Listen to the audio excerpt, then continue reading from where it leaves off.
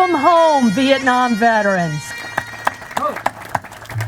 On behalf of all of us at Patriots Point, we are so proud and so honored to welcome you to this special observance of Vietnam War Veterans Day.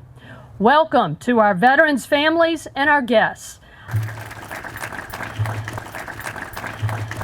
It is my distinct honor and pleasure to introduce a member of our Fellowship of Vietnam Veterans, a distinguished member of that very elite organization called Veterans of Vietnam.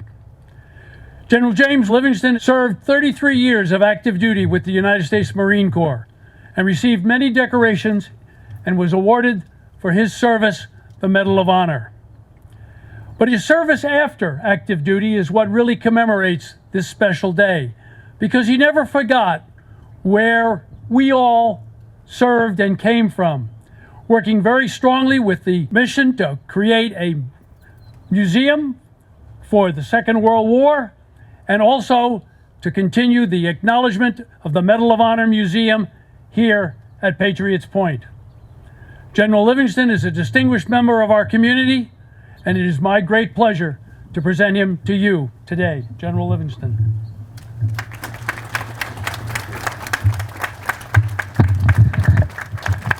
Thank you very much. Take your seats. Good morning, Vietnam. What do you think, guys? Yeah. And ladies, huh? Used to listen for that every morning. And they'd recap what happened the night before. But I want to start off a little bit different today. We got some very special ladies here, and I've got one at home, but she's on the way out west to enjoy the mountains, so I get a chance to talk about her a little bit. My wife, Sarah. And the reason why I want to acknowledge her, I was banged up pretty good in Vietnam back in 1968. And she was trying to find a reason to come over there and join me in Honolulu.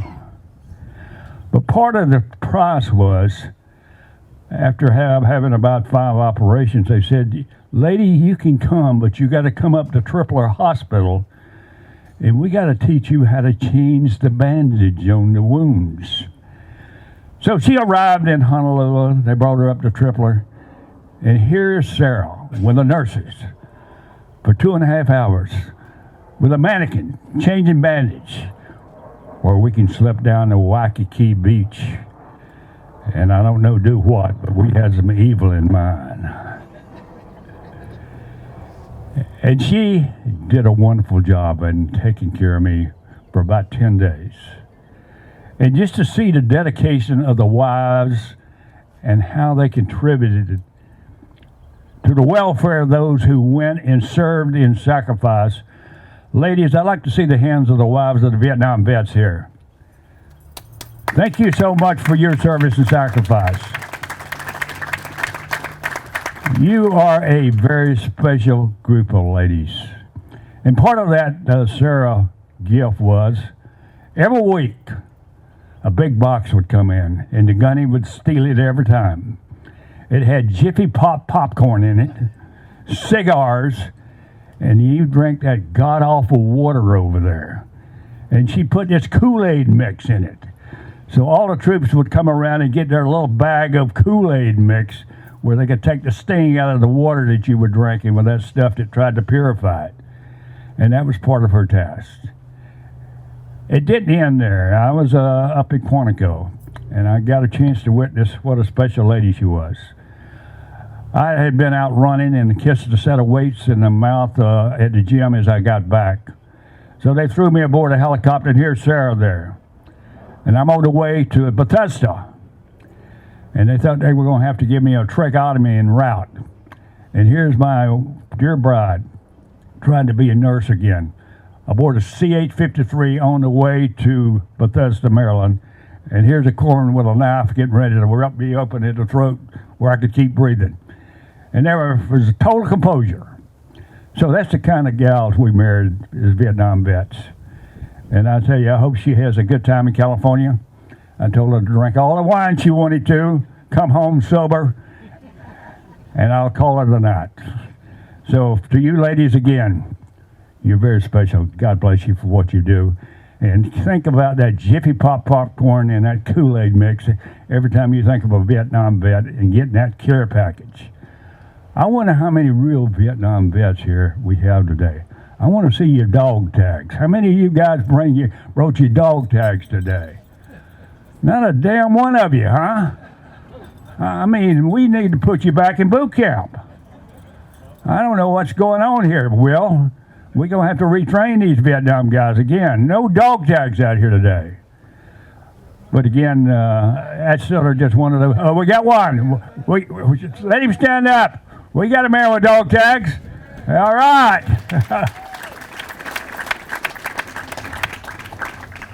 And I was telling Stoney as I come in, I said, Stoney, I'm out in the bush out at Camp Carroll. We're knee deep in this grass. I can't see a damn thing, Stoney. I said, Stoney, give me a mark. He said, what kind of mark you want? I said, Stoney, I want Willie Peter. You got it, sir. FO, get up here. I need an artillery shot. I need a mark. Get Livingston out of the woods down in there. He's lost again. He gets lost all the time when he goes out.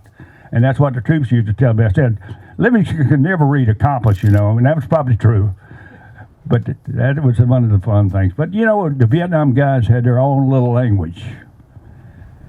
And some of that language is, give me a mark. They're in the wire. And that's a real sad thing when you hear that. Bring up the flechettes. Lower the 105s with a flechette round. The 106s with a flechette. Bring in the M79 bloopers with the flechettes. Get those guys out of the wire. The other one was when you saw the water buffaloes coming at you at night. And you wonder what was behind those water buffaloes as they came forward and began to approach your lines. Was a VC, NVA, and one of those water buffaloes. And guys, they normally was. Right with those guys. And the other thing I always remember, my last mission with the aircraft back in 1968. And we were pinned down pretty tough. And we're taking a lot of incoming. And suddenly, I saw coming across the skyline 2 airplanes, old F-4s, and you could pick them up. You could see that streak behind them. And these 2 F-4 drivers come in. Said, we couldn't find that footbridge up in North Vietnam to bomb, but we got snakes and napes aboard. And for you ladies who don't know what snakes and napes, snakes is a retarded bomb, weighs 250 pounds, got big retarders on it. Napalm is napalm. And I hate to admit it, I hate we got rid of napalm. I love that stuff. And they checked in, and I said, 1-4, get over here. 1-4 is your forward air controller. I said, we got snakes and napes on those F-4s. I said, get those guys on the horn. This is Echo 1-4 checking in with whatever their call sign was. He says, Grunt, we got you. Mark the target. And you could hear that young 1-4 corporal talking to those 2 F-4 drivers who were Air Force pilots. Said, we're coming in. Help us acquire the target. They got it, started talking to the 1-4, and he said, we got it. We're fixing to pop. That means they roll in and they come up and they come back this way. And they said, we got it in sight. And the 1-4 looked at me and said, Skipper, cleared hot. But I looked at him and said, this is danger close, which meant about 200 yards from us with snakes and napes. You're going to have fun here in just a minute. So there are 2 F-4s come rolling in. What they do, they start releasing those retarded bombs and that nape bomb. You could feel the heat, but you got to get down real close to the ground, because when those 250-pound bombs go off with those retarders, they start slinging over your head, right, chest? And you see those big pieces of metal coming over your head. So you get very close to the ground there, Peg, as you see those things coming off. But I'll tell you what, those F-4 drivers and those Air Force pilots, as they came in, suddenly there were no bad guys left anymore. Love those F-4 guys and those Air Force guys coming in. And that was not the only experience I had, but I always loved to see that movie, The Flight of the Intruder. How many of you saw that movie, The Flight of the Intruder? How many Navy pilots do we have here? You can see we got Navy pilots when they say we're going downtown. You know what that meant, did you? Right down through the middle of Hanoi when they're going downtown. And I'll tell you, I've been out with those guys a couple of times and watched them. What another wonderful group of guys when they go downtown. Or they're naval gunfire guys. And the last naval gunfire mission I had was with the USS Newport News, the last 8-inch gun on target in South Vietnam. And I learned very quickly, and I'm not going to get into the details of it, what the gun target line is for you Navy guys. If you don't understand the gun target line, you could get in very quick Kempsey, very quick, because those naval gunfire lines, unlike artillery, shoot straight, where artillery arches. And speaking of artillery, how many cannon cockers do we have here? We got to have a cannon cocker or two. At the Battle of Dido, we fired 36,000 rounds. But the guys I want to think about from the Battle of Dido is the Army helicopter pilots. Those great young warrant officers flying those Hueys and Cobras. This artillery would arch up like this. And who would be under the arch? There would be those helicopter guys, the U.S. Army flying Cobras and Hueys. They would come in right under that arch. And as those North Vietnamese had ducked because of the artillery, these young helicopters pilots would come down and squeeze right down to the ground with them. And I'll tell you, it was a sight to see, guys, to see those young guys flying those Cobras and Huey gunships and doing bad things to those bad guys. The next group I want to acknowledge is what I call the trigger squeezers. How many trigger squeezers do we have out here? The grunts. We got a lot of them.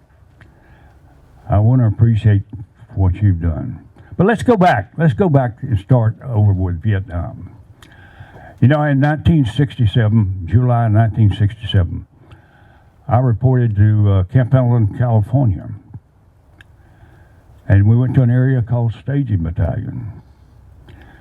And I was a young captain. I was the old guy in the company, the whole amount of 27 years old.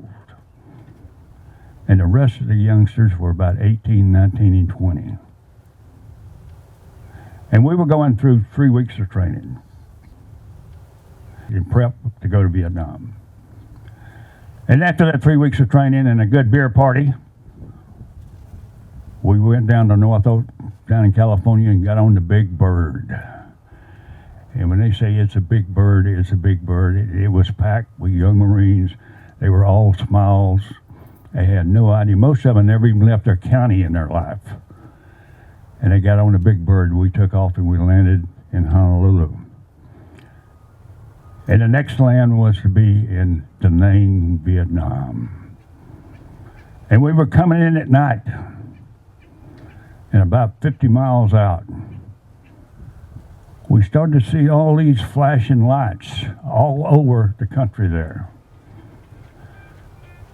And one day, young troopers come up and said to me, "Hey, Skipper, looks like we're getting into a big thunderstorm." I laughed at him. "Son, that's not a thunderstorm. That's incoming." And Da Nang was under fire from rockets. So the Pan Am guys came in towards Da Nang, and they pulled that airplane almost straight up to get over those rockets.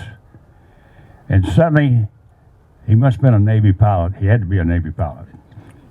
He came in and rolled into that old Pan Am, and I tell you, we hit that deck, you wouldn't believe it. Those 220 young Marines had just had their first carrier landing. And we were in Da Nang, and the rockets were still coming in, and in the background, you could see all the artillery. You could see Puff was there. You could see the little red, green, and red Bs. You know what these were, don't you? Machine guns, the tracers. All that was their welcome to Vietnam. And you thought about those young kids, and I would tell you the thing that really I remember.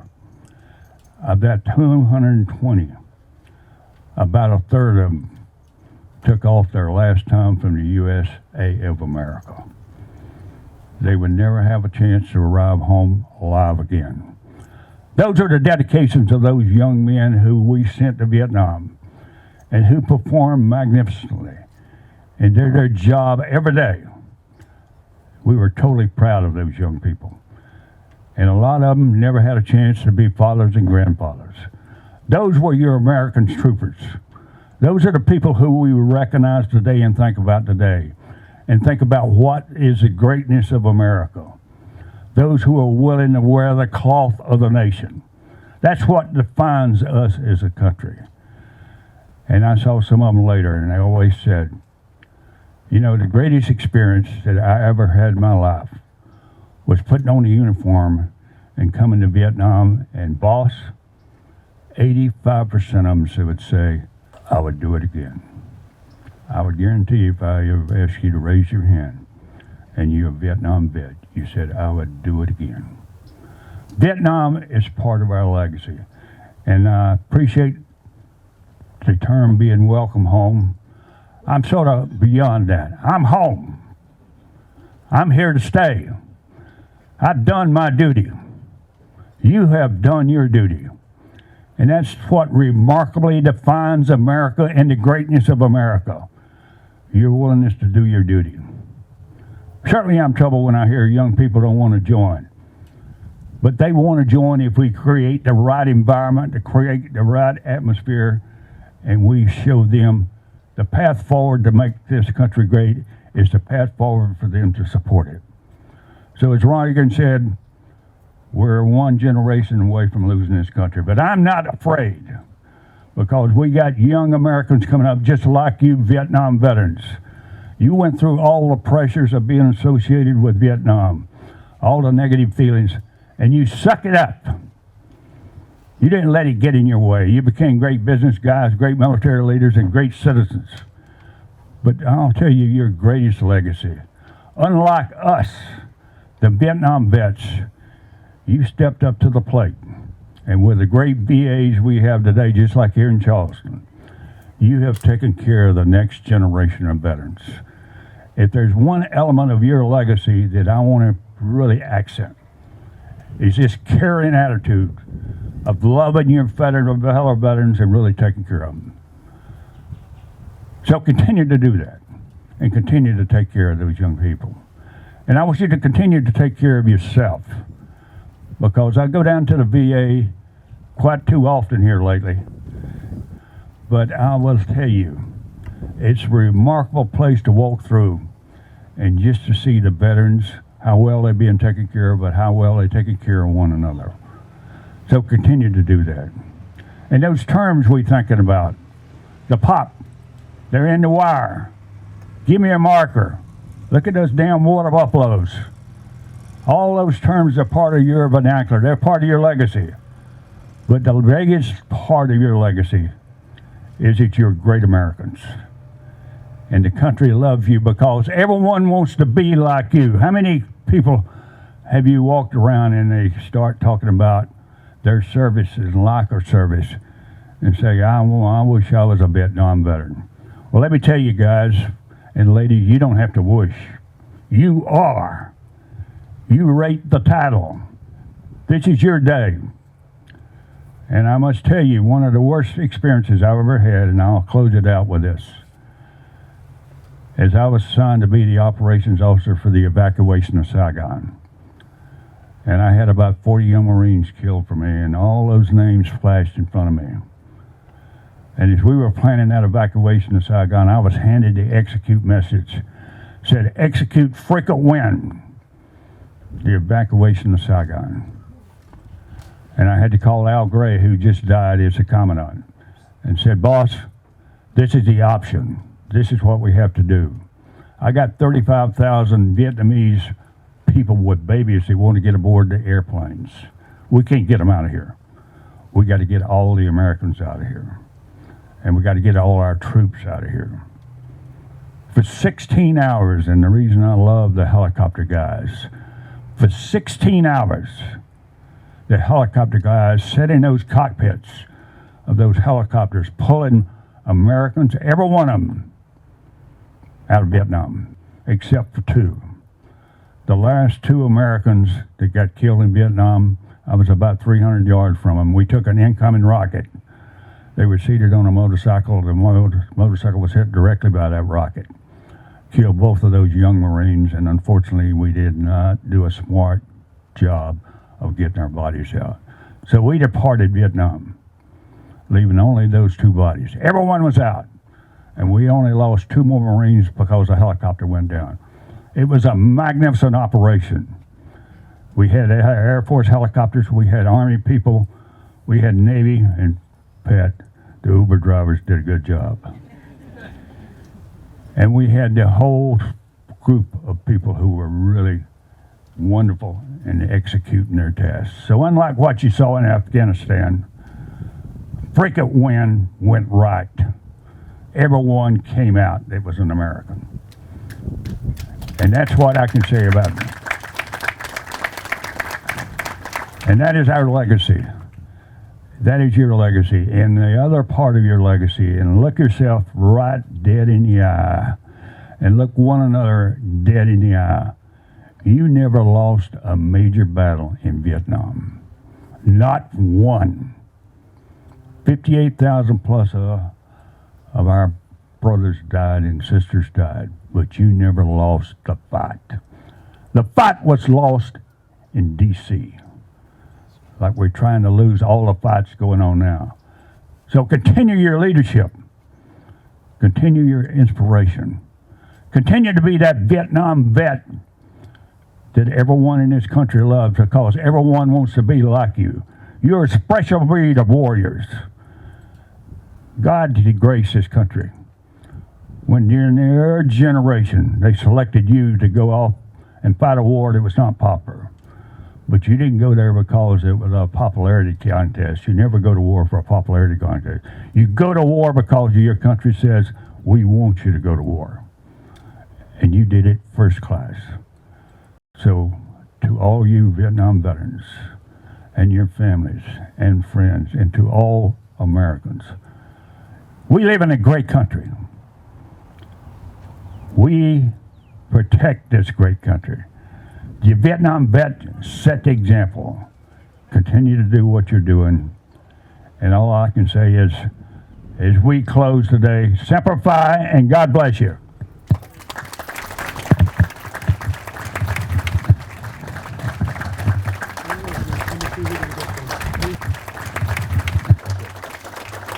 You may remain seated. At this time, Woody and the General will return with a wreath in the front here. Let me tell you about the wreath. Symbolism of the wreath has been used as a sign of honor and respect since at least ancient Greece. To many, it's a circle of evergreen that represents victory of the eternal spirit over death itself.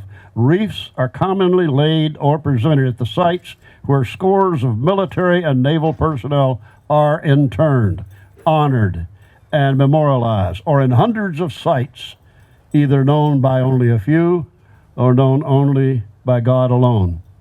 Today, here at Patriots Point, at this site known as the Vietnam War Experience Combat Support Base, this wreath is being presented to honor and in memory of the scores of tens of thousands who served their country in the times of the Vietnam War. Our nation honors our brothers and sisters who accepted that duty to their country, their family, their friends they served, and returned to a very different reception from other wars. This nation and those so present today specifically honors and conveys heartfelt memories of the devotion to those who have yet to return, and those who returned in flag-draped conveyances to their loved ones, especially those of the 58+ thousand souls reaching out from a polished black granite wall near the Lincoln Memorial in Washington, D.C.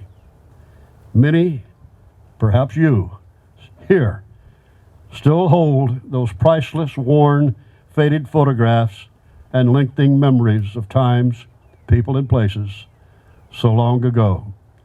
To all Vietnam War veterans and to all those loved ones who anxiously awaited their safe return, I echo General Livingston's earlier comments. Semper Fi, and to our vet brothers and sisters with us today, you're right, General. We are home. Thank God.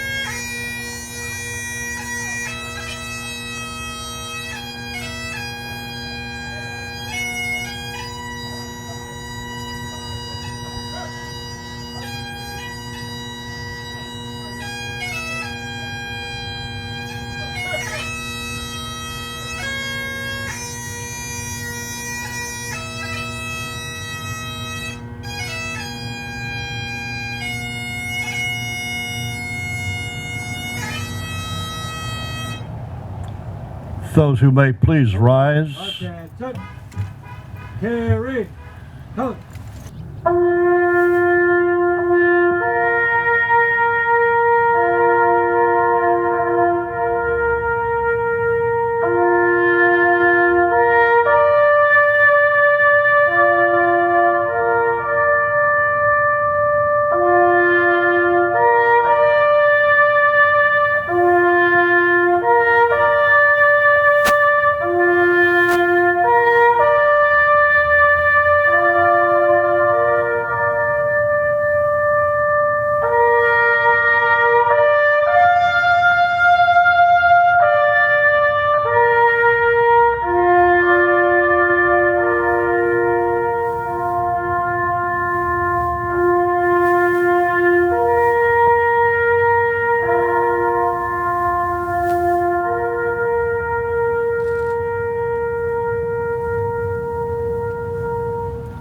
Ladies and gentlemen, on behalf of Patriots Point, thank you very much for being here. This place is your place today. Please enjoy yourself. Thank you.